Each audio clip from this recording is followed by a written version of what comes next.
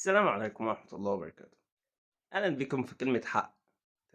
إحنا دلوقتي في أيام الانتخابات وكل واحد فينا شايف اللي بيحصل حوالينا، والشوارع مليانة دعاية، ناس بتتكلم وناس تانية مش فارقة معاها.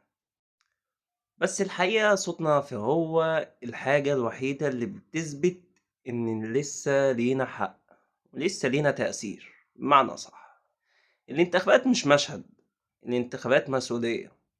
ولو إحنا مختارناش اللي يمثلنا، غيرنا ممكن هو اللي يختار لينا بمعنى أصح. وساعتها هنرجع نقول ليه الشارع بايظ، ليه الخدمات واقفة، ليه مفيش حد بيسمعنا. تمام؟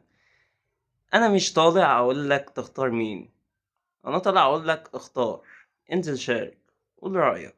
حتى لو فاكر إن صوتك مش هيفرق، صدقني بيفرق. صدقني بيفرق في حاجات بسيطة جدا، وحاجات بتمنع المال السياسي. ده اللي أنا بكلمكم فيه. المال السياسي يعتبر مش شخص هو اللي بيوزع فلوس بعينه، تمام، بس في ناس بتدعمه علشان مصالح بعد الايه، مجلس الشعب. وده اللي احنا بنطالب بيه كشعب. الشعب بيطالب اللي هو يتحل الحصانة من على مجلس الشعب. الشعب بيطالب اللي هو ما يديش مرتبات للناس أعضاء من مجلس الشعب. اللي عاوز يخدم الناس بيخدمهم من غير فلوس. علشان ايه؟ عشان هو حابب الناس بمعنى أصح. السلام عليكم واشوفكم في حلقة جديدة.